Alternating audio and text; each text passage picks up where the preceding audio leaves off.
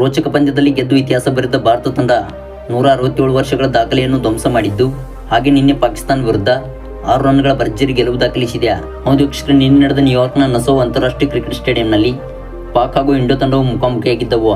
ಇನ್ನು ವೀಕ್ಷಕರೇ, ಈ ಒಂದು ಪಂದ್ಯಕ್ಕೆ ಮಳೆ ಅಡ್ಡಿಯಾಗಿದ್ದ ಕಾರಣ ಟಾಸ್ ಕೂಡ ವಿಳಂಬವಾಗಿ ನಡೆಯಿತು. ಅದರಂತೆ ವೀಕ್ಷಕರೇ, ಟಾಸ್ ಗೆದ್ದು ಪಾಕಿಸ್ತಾನ ತಂಡವು ಮೊದಲು ಬೌಲಿಂಗ್ ಮಾಡಿತ್ತು. ಹೌದು ವೀಕ್ಷಕರೇ, ಬ್ಯಾಟ್ ಮಾಡಲು ಮುಂದಾಗಿದ್ದ ಟೀಮ್ ಇಂಡಿಯಾ ತಂಡವು ಓಪನಿಂಗ್ ಸ್ಥಾನದಲ್ಲಿ ವಿರಾಟ್ ಕೊಹ್ಲಿ ಮತ್ತು ರೋಹಿತ್ ಶರ್ಮಾ ಅವರು ಕಣಕ್ಕಿಳಿದಿದ್ದರು. ಇನ್ನು ವೀಕ್ಷಕರೇ, 1 ಓವರ್ ಆಗುವಷ್ಟರಲ್ಲಿ ಮತ್ತೆ ಮಳೆ ಬಂದು ಪಂದ್ಯ ಕೂಡ ಸ್ಥಗಿತಗೊಂಡಿತ್ತು. ಇನ್ನು ವೀಕ್ಷಕರೇ, ಮತ್ತೆ ಕೆಲವು ನಿಮಿಷಗಳ ನಂತರ ಪಂದ್ಯ ಆರಂಭವಾಯಿತು. ವೀಕ್ಷಕರೇ, ಮತ್ತೆ ಬ್ಯಾಟ್ ಮಾಡಲು ಮುಂದಾದ ರೋಹಿತ್ ಶರ್ಮಾ ಮತ್ತು ವಿರಾಟ್ ಕೊಹ್ಲಿ ಅವರು ಬೇಗನೆ ವಿಕೆಟ್ ಒಪ್ಪಿಸಿ ಪೆವಿಲಿಯನ್ ಹಾದಿ ಹಿಡಿದರು. ಹೌದು ವೀಕ್ಷಕರೇ, ನಿನ್ನೆಯ ಪಂದ್ಯದಲ್ಲಿ ಪಾಕ್ ತಂಡದ ವೇಗದ ದಾಳಿಗೆ ಭಾರತ ತಂಡವು ಕೇವಲ 119 ರನ್ಗಳಿಗೆ ತತ್ತರಿಸಿ ಹೋಯಿತು.